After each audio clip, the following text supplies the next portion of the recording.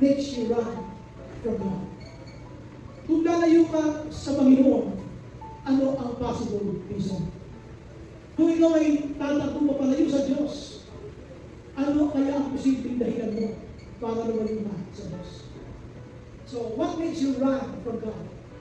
Ano ang posibleng dahilan mo kaya para lumayo ka sa Panginoon? Now, this is the story of Jonah. Hindi tayo aalis doon sa kwento ni Jonah.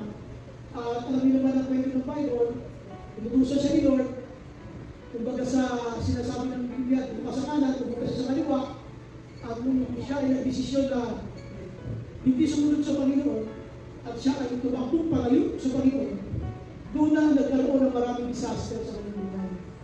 Doon na nagkaroon ng mga problema sa kanyang buhay. Ano nangyari? Yung kapahamakan dapat siya lamang ang makakaranas, nadamay pag pinakasama sa barko. Pati sila dumanas ng storm, hindi umuupa yung storm, hanggang hindi siya iniitsa sa dagat. So, hindi pa ganda ang nangyayari sa mga lumalayo sa Panginoon. At ano ba nangyari? Kung natin iniitsa sa dagat, doon lamang umuupa yung bagyo at saka yung malalakas na alon. Pag sinunod-sunod natin ang basa ng Biblia, paghati sa kanya doon, ay nilunod siya ng isang malaking isda. Big fish. Pero tandaan yung sabi ng Bible na, hindi sinabi ng Bible na balyena. Walang pangalan ha, hindi balyena. Ang sabi ng Bible, big fish. Ito ba ay sapsap o galunggong, hindi natin alam. Ang sabi ng Bible, big fish. Ngayon, babasahin natin yung ilang verses. Nagdahula rin, kasi for chapter siya, babasahin lang natin yung ilan sa mga nakasulat. At kung paano ang isang Kristyano ay masasalamin niya, ay ako pala papalayo sa Panginoon. Ako pala ay naglalakad na palayo sa Panginoon. At yun ay naunawaan natin sa Lord na Banal na Espiritu. So basahin ko na natin yung sinasabi ng Bible sa Book of Jonah, chapter 1. Umpisahan natin yung verses 1 to 10. The word of the Lord came to Jonah, son of Amittai. Go to the great city of Nineveh and preach against it, because its wickedness has come up before me. Ang sabi sa kanya ng Panginoon, ikaw ay pumunta sa lupain ng Nineveh at pangaral ka sa kanila sa pagkatakan ng kasamaan ay suko na ang lalaki. Kasi nasabi dito na yung kanyang wickedness has come up before me. But Jonah ran away. Kaya doon po galing yung word natin na run. What makes you run from God? Kaya dito, sabi ng verse 3, but Jonah ran away from the Lord. Tumakbo siya papalayo sa Panginoon. But sabi ng Bible, he was headed for Tarshish. He went down to Joppa where he found a ship bound for that port. After paying the fare, he went aboard and sailed for Tarshish to flee from the Lord. Then the Lord sent a great wind on the sea, and such a violent storm arose that the ship threatened to break up. All the sailors were afraid, and each ran out to his own God. At lahat ng pasahero ay nagdasal sa kanya-kanya nilang mga Diyos. They cried out, sabi ng Bible, to their own God. And they threw the cargo into the sea to lighten the ship. Dahil nga, malalagay sa alalahanin ng barko, yung mga kargamento nila, pinagtatap na lang sa alalahanin. Kung sabi, para lang sila gumaan. But Jonah had gone below deck. Kaya ngayon si Jonah, nasaan siya? Nasa ilalim siya ng deck at siya'y natutulog. But Jonah had gone below deck where he lay down and fell into a deep sleep. Malalim na pagkakatulog. The captain went to him and said, how can you sleep? Get up and call on your God. Maybe he will take notice of us so that we will not perish. Pag ka natutulog, baka pwedeng tumayo ka dyan at magdasal ka sa Diyos mo, baka makaingat tayo ng Diyos mo at hindi tayo mamahanga. Then the sailors said to each other, come, let us cast lots. Tayo na tayo magpalabutan na malaman natin sino ang responsable sa kalamidad na ito na dumadating sa atin.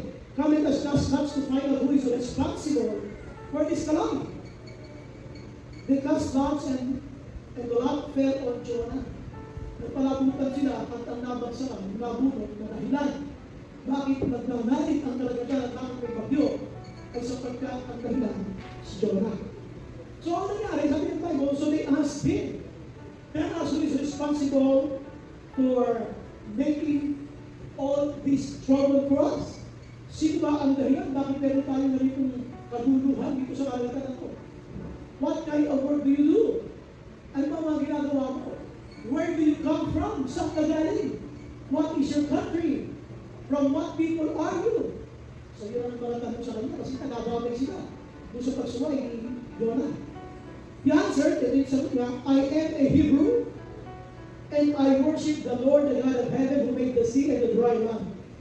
This terrified them, and they asked, what have you done? They knew he was running away from the Lord because he had already told himself. So, ito yung kwento. Dahil sa kanyang pagkalis sa utos ng Diyos, dahil sa kanyang pagtakbo mula sa Panginoon, hindi lamang siya ang nakaranas ng pag-aranip ng karagatan. Nadamay pa yung mga ibang pasahero, ibang mga tripulante, at nadamay pati kanilang mga kargamento. Nagkaroon ng mga damages. Ito minsan yung pinakikita ng isang sumusuway sa Panginoon na siya ay nakakapag-create ng damages. Sabihin mo sa katabi mo, damages. Isa pa, sabihin mo sa damages. May damages. Pag sumusuway ka sa Panginoon, nakakala mo, pag sumuway ka, ikaw lang ang apektado. Hindi mo alam, may mga taong nadadamay kapag ikaw ay sumusuway. Amen? May mga taong nadadamay kapag ikaw ay sumusuway. What makes you run from God? Kung lalayo ka sa Diyos, anong dahilan? Kung lalayo ka sa Panginoon, anong dahilan? Ano yung walk away reason for you to go away from the Lord? Marami sa atin ang sumubok na natagpuan naman nilang sila dito. Na ako'y bagong Kristiyano, nasubukan ko rin yung ano eh. Bakit?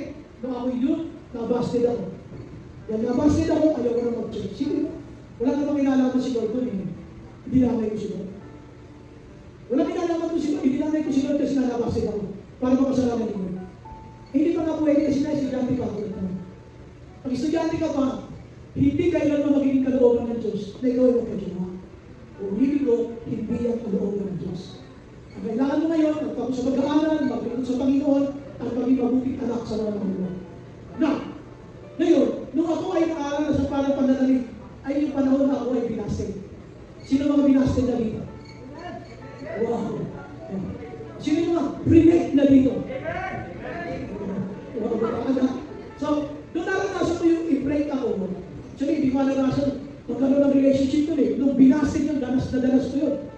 Why ayaw mo huminto? Ang tigas ng ulo mo. Sinabi na lang, hindi pa pwede. Magtapos muna ng pag-aaral. Pagkatapos ng pagtapos muna ng pag-aaral, dumating yung time, pwede ka na magtrabaho.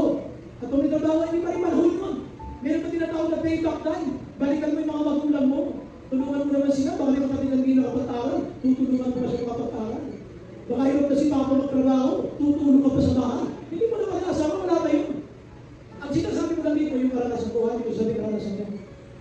Ano ba ang mga pwedeng dahilan bakit ka nakakasubok o nakakaisip-isip, ano ba yun sa Panginoon? Pag hindi mo gusto na nangyayari sa'yo, katulad dyan ni Jonah. Para na maintindihan nyo, sino si Jonah? Si Jonah ay isang Israelita, isang Hebrew, na malaki ang galit niya sa Ninive. Yun, napakamaintindihan nyo. Bakit? Kasi yung ibang mga babaihan sa Israel, kapag nagawin siyang gagila sa Ninive, nire-rape. Kaya ang laki ng galit ni Jonah sa mga taga-Ninive. Kaya nung inutusan niya magpunta ka sa Ninive, kasi sobrang masama nila eh. Gusto ni Lord, magsisi sila at humingi ng tawad sa kanya at baka sila patawarin at maging maayos sa kanyang bansa. Ayaw yun ni Jonah. Ganun kasama ang Ninive, kaya si Jonah galit sa kanya. Ang gusto ni Jonah, mapahama ang Ninive. Pero ngayon ganito, sumuway siya. Usapan natin ha. Noon sinabi ko lang isa, ang pagsunod at pagkalito ay pinagpapasya. Kasi pinipili ko yung ano ba, maglilingkod ba ako kay Lord? O tatalingkod ba kay Lord? Parang pinagpapasya yun. At ano ba ang decision ko doon, nagpasya na kung ano ba yung ginawa. Papuntaan natin yung ating first link. The word of the Lord came to Jonah. Nakarating kay Jonah ang utos ng ating Panginoon. Go to the great city of Nineveh. This was that command. Go to the great city of Nineveh and preach against it. Mangaral ka laban sa kasalanan. Kasi ang gusto ng Panginoon, ang Nineveh na ito, na ang kasalanan ay suuna sa langit. Sabihin, sobrang lang grabe, ay makaranas ito nagsisisi. Kaya ang gusto niya, utusan ito si Jonah na may galit sa Nineveh. At ang sabi niya, pumunta ka dyan, pangalan niya. Pero sabi nito ng Bible, but Jonah, tignan nito may utos, hindi ginawa, but Jonah ran away from the Lord and headed for Tarshish. Ito ay isang larawan ng Kristiyano katulad mo. Katulad na may utos si Lord, pero hindi natin ginagawa. Ang utos na Panginoon, pumunta ka sa Nineveh, pero ang ginawa niya, tinakbuhan niya si Lord. But Jonah ran away from the Lord. Kailan ka huling inutusan ni Lord at ang ginawa mo ay iniutos siya? Hindi ka na nga sumunod, tumalinis ka pa. Ang sabi ng Bible, kumbaga sa punta ka sa kanan, pumunta ka sa kaliwa. Bakit? Pagkita nyo kasi ang mapa. Punta kayo sa mapa at saka yung tinatawag na Bible Atlas. Kung ang Nineveh ay nasa kanan, ay nasa kaliwa, o nasa kanan man yan, yung sinasabi dito na Jonah ran away, nagpunta siya sa Tarshish sa opposite direction. Dito kung ang sinasabi halimbawa ay pumunta ka sa kaliwa, o kaya sa kanan, ang ginawa ni Jonah, sa opposite direction siya nagpunta. Nanadya. Kaya ang first main point natin dito, when you run away from God, it is intentional. Hindi yan basta naisipan mo lang ngayon na ayaw mo sumunod kayo. Hindi. Yan ay pinag-isipan. Yan ay pinagpasya. At sabi na natin ito, it was intentional. Bakit? He went to the opposite direction. Ang sabi ng Panginoon, Jonah, go to the great city of Nineveh and preach against it because its wickedness has come up before me. Kumbaga sa kanan niya, ang ginawa niya, tumakbo muna sa Panginoon at pumunta sa kaliwa. Kaya nanadya. Yung mga taong nakakilala sa Panginoon, na nakakilala sa Diyos, nakakita na ng mga hibala, nakakaranas na ng pagkilos sa Panginoon, at may utos ang Diyos, unahin mo ako anak, seek ye first the kingdom of God. Tapos iba ang ginawa mo, nanadya yun. Sabihin mo sa katabi mo, nanadya ka mo. Sige, talapitin mo siya kasi, nanadya ka mo. Marami sabi na nanadya. Pero tataan nyo kapag si Lord ay sinadya mong suwahin, napaganda ba ang buhay ni Jonah? Hindi. Ano nangyari sa kanya? Pagsakay niya doon sa barko, nagkaroon ng violent storm. Kapag may mga pagsuway sa buhay, tiyak na mayroong mga bagyo sa buhay. Tiyak na darating na. Kaya huwag ka nasusurpresa. Pag may dumating sa iyo matinding bagyo sa buhay, tanungin mo agad, ako ba ay may pagsuway? Ako ba ay mayroong ginagawang ayaw ng Panginoon? Kasi karamihan ng mga hindi sumunod sa Panginoon, hindi yan biglahan. Yan ay pinagplanuhan. Kaya yan ay nanadya. Si Jonas ay nanadya. Puntahan natin yung second slide. Tingnan niyo ang nangyari. Nagbayad siya, di ba? Ayan. After paying the fare, ano yung binayari niya? Yung pamasahe niya. After paying the fare, tingnan niyo meron siyang pamasahe. Yung pamasahe yun, ginamit niya. He went aboard and sailed for Tarshish to flee from the Lord. Yung bigay ng Diyos sa pamasahe sa kanya, ay ginamit niya sa pagsuway sa Diyos. Kung isang may mga blessing tayo na ginagamit mo sa pagsuway sa Diyos, sabihin mo sa katabi mo, ikaw yun.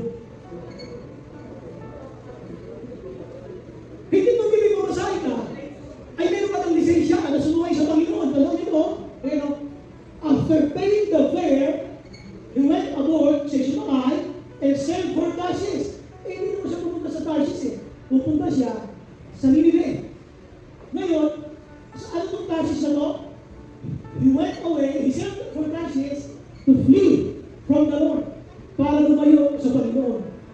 Yung mga pamasahe o blessing na bigay sa inyo ng Panginoon, hindi ka aware o minsan na ginagamit mo sa paglayo sa Panginoon. Ginagamit mo siya upang lumayo after paying the fare. Dahil ang dami na natin binayaran. Marami na tayong mga blessing na ginagam kay Lord na ginamit mo siya para lumayo kay Lord. Sabi mo minsan kami, parang ikaw tayo yun. Bakit mo ba nila? Okay, ito, sige, sumuway ka. Sumuway ka, nanadya ka. Tingnan mo kung ano mangyayari.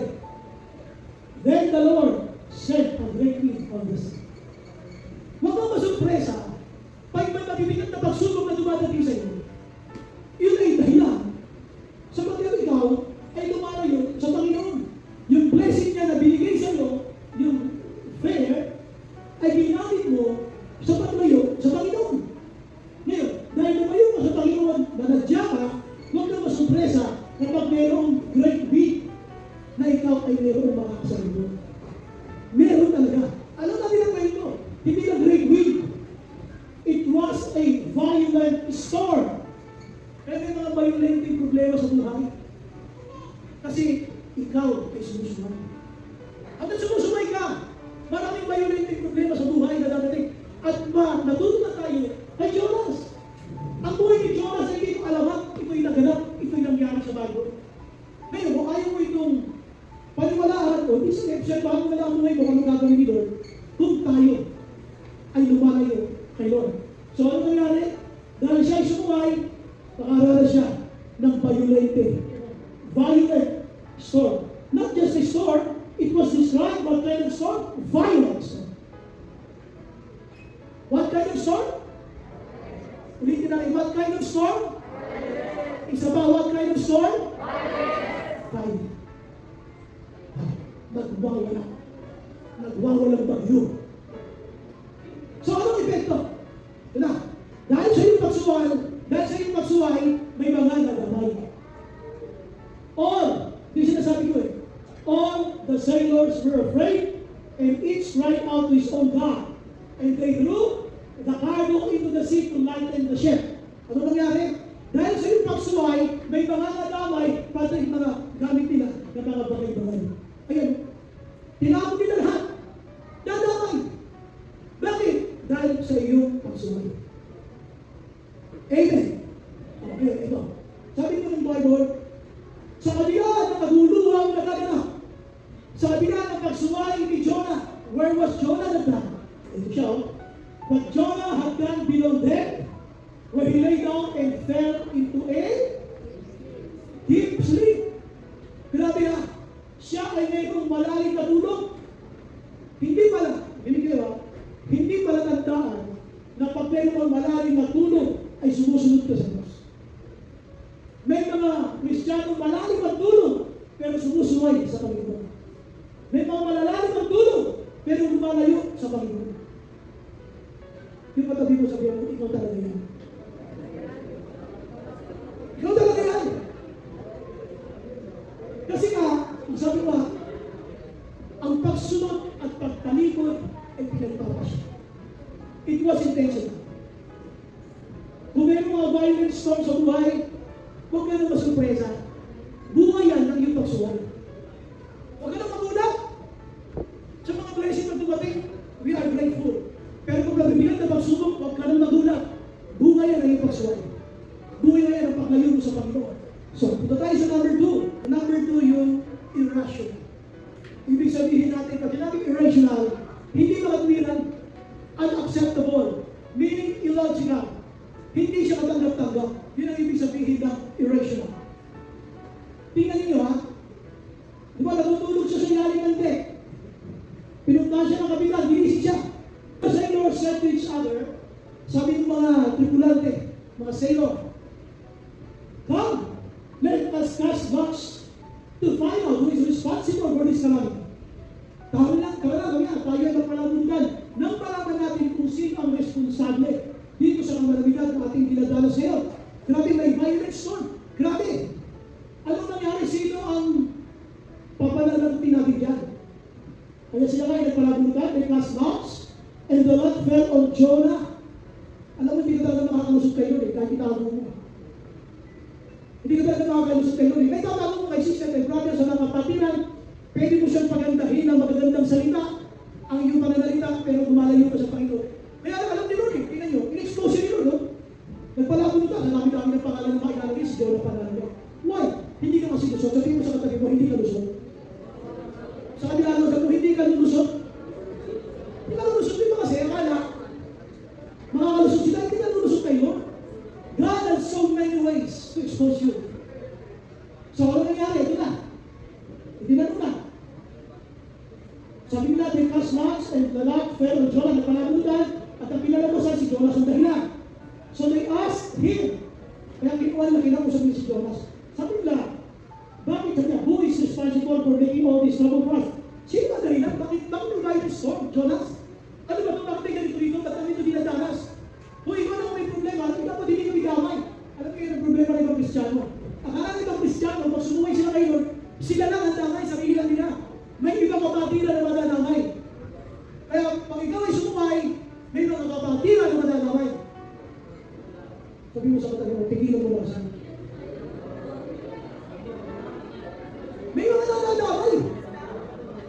Pati yung matinong umatin sa church, kukumbinsihin mo na huwag nang umatin. Pati yung mga faithful sa pag-atin, hindi na rin sila atin dahil dadadamay sa'yo. Sabi mo sa katabi mo, huwag naman damay. Hindi naman damay. Okay, so tuloy natin ha. Ay, sino? Mamaya na kayo tawag. Verse 9. Ang sagot ni Jonah, ang irrational. Sabi natin irrational, illogical, unacceptable, hindi ka tanggap-tanggap. Ang sabi niya, kasi tinatanong sino ba talaga? Okay. He answered, I am a Hebrew, ako ay isang Hudyo, ako ay isang Israelita, and I worship. Sinasamba ko, sabi niya, and I worship the Lord, ang Panginoon, the God of heaven, who made the sea and the dry land. Hindi ba? Ako ay isang Hebrew, sabi niya. Ako ay sumasamba sa Diyos ng kalangitan, God of the heaven, sa Diyos ng kalangitan, ang Diyos ng gumawa ng karagatan, at ng kalupaan, and the dry land. Grabe, ang Diyos na sinasabi mo na yung tinataguhan, siya lahat ang gumawa niyan. Hindi ka nataguhan mo yan. Alam niyo bakit ang ibang Kristiyano tumatakbo kay Lord, lumalayo kay Lord? Masyadong maliit ang tingin natin kami. Ang sabi nga niyo, tingin niyo, papalayo siya sa Diyos, tinatakbuhan niya si Lord, pero ang paliwanag niya sa Lord na kanyang tinatakbuhan is the God of the heaven, Diyos ng kalangitan, Diyos ng karagatan, at Diyos ng kalupaan. Kahit saan ka pumunta, wala kang lusok. Saan ba ako pupunta? Wala kang pwede malusukan. Kaya dito, mga kasino, naghilakbot sa tao. Yung mga tripulante, disqualified and they asked, what have you done? Grabe ang ginawa mo. So mga, mabuti pa ng mga tripulante na itakot sa Diyos. Pero si Jonas wala. Sabi ng Bible, they knew, mabuti pa sila. Alam nila na si Jonas ay tumatakbo papalayo kay Lord. Pero si Jonas, parang hindi niya yata alam na siya tumatakbo papalayo sa Panginoon. Tingnan niyo, yung ulit, they knew he was running away from the Lord because he had already told himself. Maganda pa yung mga tripulante. Alam nila na, grabe ka ha, tinatakbo mo yung Diyos na kalamitan, yung gumawa ng karagatan at Diyos na kalupaan, yun ang Diyos mo, na siya mo tinatakbuhan. Grabe ka. Hindi ka tanggap-tanggap. Pero alam niyo, they knew he was running away from the Lord. Naalaman nila. So tinatakbuhan mo si Lord, grabe ka. Kailan mo pinagkakaang takbuhan si Lord? Hindi ka tanggap-tanggap. Sino man eh? Sabi ng Bible, what is a man that you are mindful of him? Ano ba ang tao para isipin ng Panginoon? Napakaliit lang ng tao. Para pataksayahan ng panahon ng Diyos. Pero minsan ang akala mo ay you think you're a big deal. Ayun. Pero dito sa ngayon, they knew he was running away from the Lord. Tumatakbo. Kaya mong takbuhan ang Diyos ng kalangitan? Eh kahit sa sulong may langit? Diyos ng kalupaan? Pumunta ka ba sa lupa o sa dagat? Yung Diyos na lumikha yan eh, kaya pumunta doon. Siya tinatakbuhan mo. Hindi ka matakot kay Lord. Hindi ka makakalusot kay Lord. At kahit kumagusto, hindi ka makakatakbo pa pala yung sa kanya. Tingnan nyo, buti pa nga sila. Tingnan nyo, sahin natin na. They knew he was running away from the Lord. Mabuti pa itong mga tripulante, alam, oy, tinatakbuhan mo yung Diyos mo. Alam nila, si Jonas pa alam nila. O ito, huwag kayong magagalit sa akin. Pardon this one. Nakakapoy na kayo ng putok. Hindi ko pinakakapagigil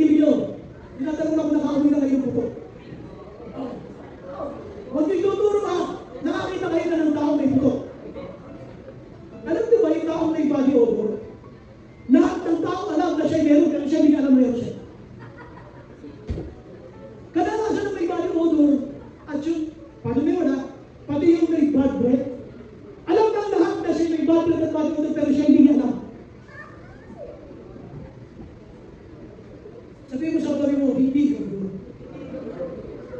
Kasi mabago ka. Hindi daw yun. Kaya ako sinasabi,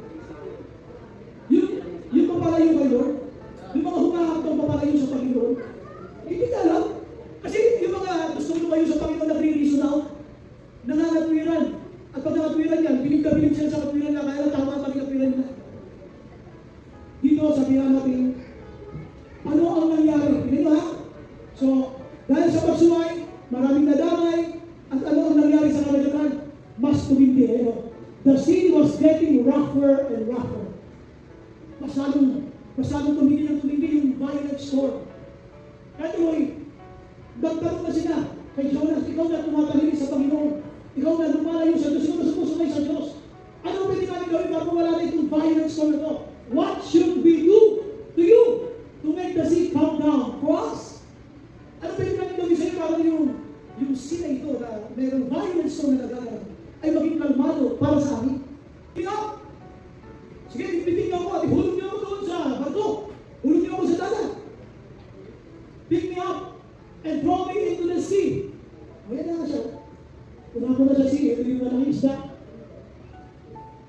Ay, it will become calm. Sabi niya, pag ginawa niyo, ako ay itinapon nila sa dagat, kakalmado ang dagat. Kasi sabi niya, ako kasi ang dahilan kung bakit nagwawala ang karagatan. E dito sabi ng Bible, and it will become calm. I know, di ba? I know that it is my fault that this great storm has come upon you. Alam niyo ba? Kaya kayo nakakaranas ng mga maraming problema kasi nadamay kayo sa akin. Alam niya. Alam niya rin. Sabi mo sa kayo, dapat alam mo rin. Ikaw talaga dahilan. It will become calm. So magiging kalmado. I know that it is my fault that this great storm has come upon you. So ano ginawa nila? Then they took Jonah and threw him overboard. So sa gilid ng barko, inihagis na siya doon sa dagat. At this, sabi niya, at this the man greatly feared the Lord. Natakot naman sila sa Diyos sapagkat kumalma nga yung karagatan. Kumalma yung unos. And this the men greatly feared the Lord, and they offered a sacrifice to the Lord and made vows to Him. Ang gusto ko ipakita dito sa pangalawa, kung ang Diyos mo ay Diyos ng kalamitan, Diyos na gumawa ng kalamitan, Diyos na kalupaan. Ito ba lang mga pangyarihan yan? Kaya irrational. Sabi, hindi ka tanggap-tanggap, natakbuhan mo yan. Imposible kung natakbuhan ang Diyos na napakamakapangyarihan. Kaya kung gusto mo lumayo sa Panginoon, higit pa dun yung sinasabing para ka nagtakbo sa Pinas, higit pa dun. Mag-uumpisa na ang mas pisinaw, may buhay pa ang buhay mo pag lumayo ka sa Panginoon. Masyadong lalala ang problema mo pag lumayo ka sa Diyos. Masyadong magiging pahit ang ihinatan sa buhay mo pag lumayo ka sa Panginoon. Tingnan niyo ang kanyang buhay. Dahil sa kanyang pagsuway, wala nang magandang nangyari. Wala nang magandang nangyari. Hanggang sa siya, sabi ng Bible, nilunod na siya ng isla. Nilunod siya. Tandaan niyo, sabi ko nga, buti nga sabi ng Bible, siya nilunod. Hindi niluya. Sige kung niluya siya, ano itsura ni Jonah? Iluluwa siya na, niluwa siya sa dalampasigan. Ay kung niluwa sa dalampasigan, ano itsura niya kung niluya yun? No. Ano itsura niya kung niluya yun? Mabuti na lang hindi siya niluya. Naniniwala ko yung isang yun, born again. Palakpan lang natin siya. Born again is that. So dito gusto natin ipakita na huwag mo susubukang lumayo sa Diyos. Ikaw lang nag-describe kung anong klaseng Diyos yung tinatakbuhan mo. Paano makakalayo dyan? Hindi acceptable na ang isang Kristiyano katulad mo na nagsasabing, I'm a Hebrew, I'm born again, I worship God. Ako ay sa ganitong church umating. Ang Diyos ko'y napakapagpapangyari. Isa-isa mo, diniscribe mo, tapos tingin mo matatakbuhan mo. Hindi siya katanggap-tanggap na ang Kristiyano nagsasabi, ako'y born again. Tapos tatakbuhan mo siya, hindi mo kailangan magagawa ito. Lalo lamang sasabak ang lagay ng buhay mo pag lumayo ka sa Panginoon. Amen? O palapakan namin siya doon. So, balik tayo sa ating team. Mag-ating team ulit. So, what makes you run from God? Number one? Sinadya. Karamihan ng pagsuway, sinasadya intentional. Number 2, irrational. Ibig sabihin, hindi ka tanggap-tanggap, unacceptable, illogical. Kasi yung Diyos mo, napakapagpangyari pag tinatakbo, ano magagawa mo? Kaya ako sa'yo, magpakatino ka na lang. Sabi mo sa katabi mo, magpakatino ka na lang. Magpakatino ka na lang. Papunta natin yung pangatlo. Ha? Itong gold na ito yung utos. Go to the great city of Nineveh and preach against it, because its wickedness has come up before me. Pumunta ka dyan. Sabi niya, sa Nineveh. Sapagkat ang kanilang kasamaan ay sumuna sa langit. Ito nga ginawa dito si Jonas. But, ano ba bakit may underline yung but? Pagka kung binasa mo ito, siya ay tumalinis, but Jonah ran away from the Lord. Tapos, napunta siya sa lugar na hindi naman pinapupunta sa kanya. Ang sabi niya, punta ka sa Nineveh, ang ginawa niya, pumunta sa Tarsis. Bakit na ginawa yun? Kasi meron siyang but. Si Jonah may sariling but. Ikaw, kaya ako sumusuway kayo, may sarili kang but. May sarili kang dahilan. Si Jonah may sariling dahilan kaya sa sumuway. Kaya ako sumusuway, may sarili kang dahilan. May sarili kang but. But Jonah ran away from the Lord.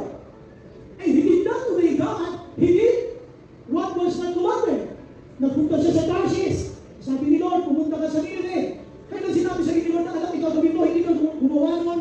Tapos sinuway mo siya, lumayo ka pa. Dito yung ating pangatlo. Yung intellectual. At talino ka, tingin mo sa sarili mo eh. Ang mga Kristiyanong ayaw sumunod sa Diyos, mga nagrurulungan yan. Yung tingin nila, sila yung magaling. Katwin na nila ang tama. Sila dapat ang masunod. Intellectual. Masyadong matalino si Jonas. Sa church na ito, marami rin matatalino. Sarili nila ang susundin. Ayaw sundin si Lord. Ang sabi na ni Lord, wait! Mag-antay ka! Mag-graduate ka na! Pinipilit ka kaya kahit estudyante ba?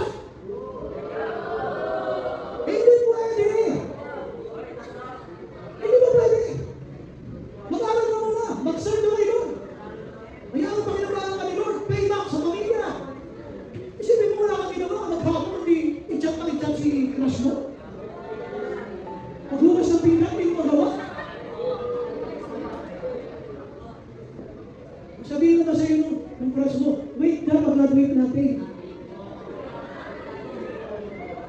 Ang sasagot mo, bakit mag-wait pa? Ayaw mo pala na wait, kung sinasagot mo sa nanay mo, pag inutusan ka, wait pa. Intellectual. Ito, mga nagmamarunong na Kristiyano, ayaw sumunod kay Lord. Sariling tagwira na pinaandar, kaya ayaw sumunod sa Panginoon. Sundulan, masumama ang loob sa kanyang self leader. Hindi mo kasi ako naiintindihan eh. Sayang ito. Sayang. Pag wala sa panahon, maglingkod tayo sa Panginoon nilang dapat. So dito, mapapasin niyo, ang utos ng Panginoon, pumunta sa Nineveh. Saan nagpunta? Sa Tarsis. Bakit niya ginawa yung pagtalinis, yung paglayo? Meron siyang sariling bat. Ikaw, ano yung sarili mo katwira? Bakit ka tumatalinis sa utos ng Panginoon? Bakit ayaw mo siya sundin? Bakit ayaw mo sumunod? Ito kasi yung mga ayaw sumunod kay Lord, feeling matalino. Feeling magaling siya.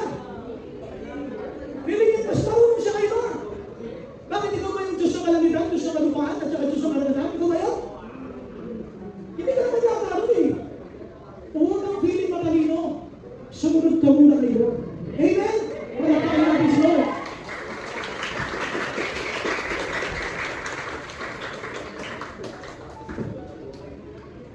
So, ano nangyari? Mabinod siya na.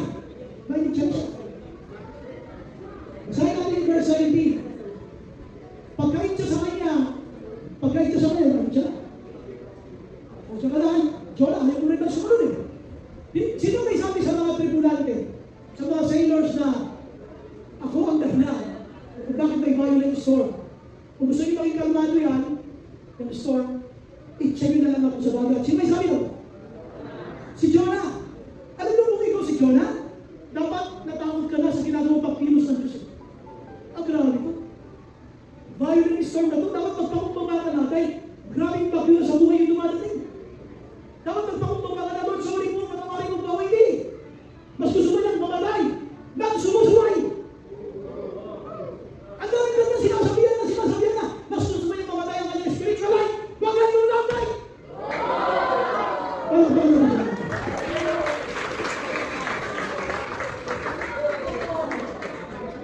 Ang ganda ng spiritual life mo, magkaroon ka lang ng kasawaya ka sa Panginoon.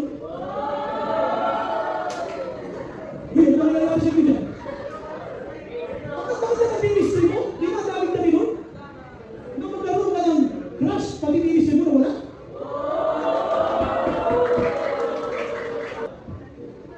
So hindi siya.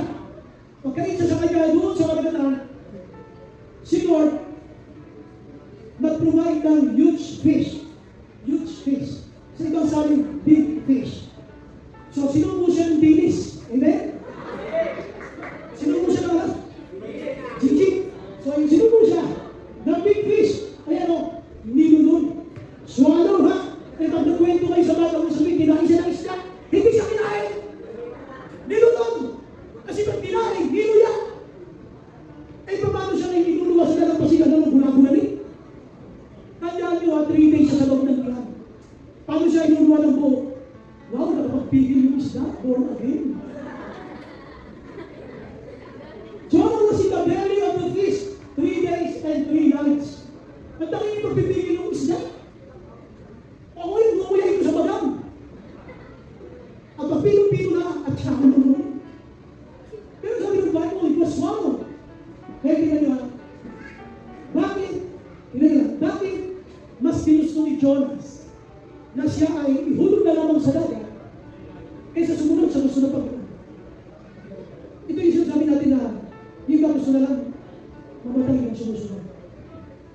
Di ba ganun Kristiyan na ibig sa magpakumbaba, mag-design ng pagbabago sa buhay, ayaw talaga. Hindi, bali na. Itsabi na lang ako dyan, bali na ako na kayo. Pero ninyo, tignan mo sa buhay. Kahit isa na gamitin niya, mailigtas ka niya. Kaya mapapansin mo, may mga tao ginamit sa'yo, kahit sumusungay ka, may nag-reach out sa'yo. Kasi mahal ka nila. Hindi mo alam siya mahal. Kasi hindi naman eh. Just kidding. Bibigyan lang ako. My point is, God used the fish to save Jonah. Yung spiritual life natin, hindi siya may gagamitin si Lord para may isang bayan. Pwede yung isang leader mo, pwede yung isang sister, isang brother na hindi mo masinisin. Kahit natignan nyo pala yung sabi yung pinapansin, pero sa tsaga nila, dahil mahal ka nila, hindi ka nila bibigyan. Dahil gusto ka nila kasama mo sa paglilingkod sa Panginoon. Amen? Ang taga natin siya. So, pakita natin. So, nilulog na siya. Nilulog siya na ano? Bilis. So, nung nilulog siya, eto na.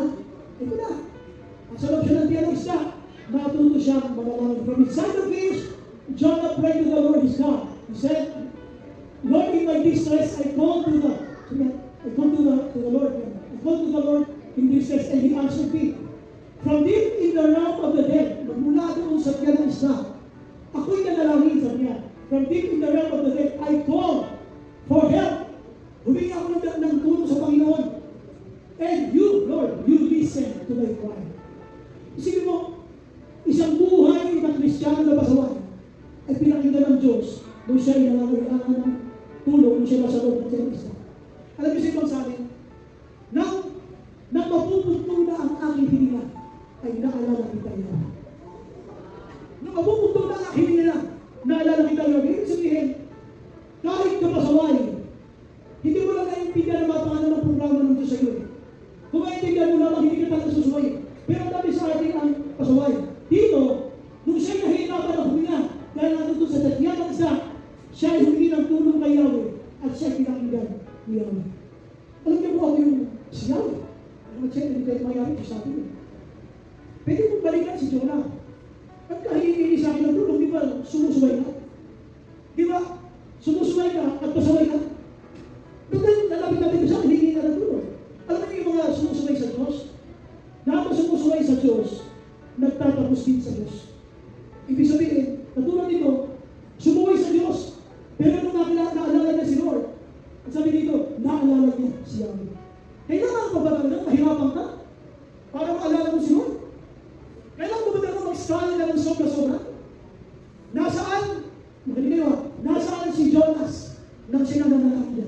Nasaan siya? Sa loob ng tiyan ng isda. Alam niyo ba? Saan siya nag-umpisa? Pakinggan niyo ako ha. Importante pa. Siya ay inutusan ni Lord, pumunta ka sa Nineveh. Pero nagpunta siya sa Tarsis. Nasaan siya no? Nasa kalupaan siya. Nasa kalupaan. Pero sumakay ng barko. Ano ang mas malaki ang ginagalawan? Ito bang kalupaan o yung barko? Alin ang mas malaki ang ginagalawan? Yung lupa. Ngayon, kung sila doon sa barko, sinong dahilan? Bakit tayo dumadala sa violence store? Sabi niya, ako ang dahilan. Kasi nga tinatakbuhan ko si Yahweh. So, siya ay tumalon o itinalon, inihugos, itinapon sa dagat. Nilulong siya ng isda. Ano ang malaking ginagalawan? Yung tiyan ng isda? O yung barko? Ano yung mas malaking ginagalawan? Yung barko, ano mas maliit na ginagalawan? Mag-umpisa yan sa lupa, ha? Sumunod barko. Sumunod tiyan ng isda. Ang isang sumusunod kay Lord, paliit ng paliit ang mundo. Hanggang sa wala ka na magagawa, your back is against the wall, at sasabihin mo, Lord, help me! Kailan mo gagawin yan pag wala kang kamala? Tigilan mo na ang pagsuwag. Tigilan mo na ang paglayo sa Panginoon. Magpakatino. Sabi mo sa Panginoon, magpakatino ka na. Magpakaayos ka na. Sabi mo sa Panginoon, magpakaayos ka na. Huwag takbo ng takbo. Hindi natin dito ha. Ito kung sabi natin, ano ulit yung ating hate? What makes you run from God? Number one? Manadya. Intentional. Number two? Irrational. Hindi ka tanggap-tanggap. Kasi napakapagpangyarihan ng iyong tinatakbuhan. Number three? Intellectual. Huwag mo yung gagamitin ng isip mo, mas magaling sa iyo si Lord.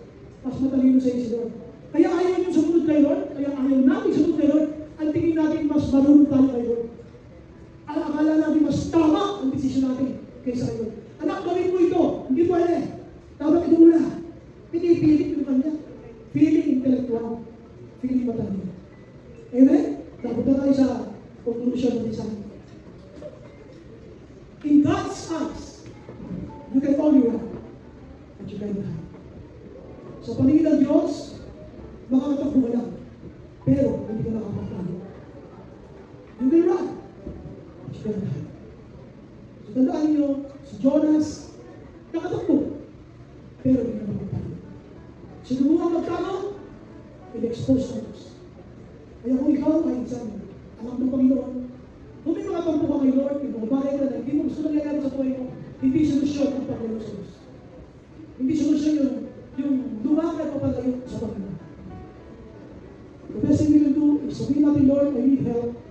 I want to stop itong aking pagtakbo o paglayo sa Lord.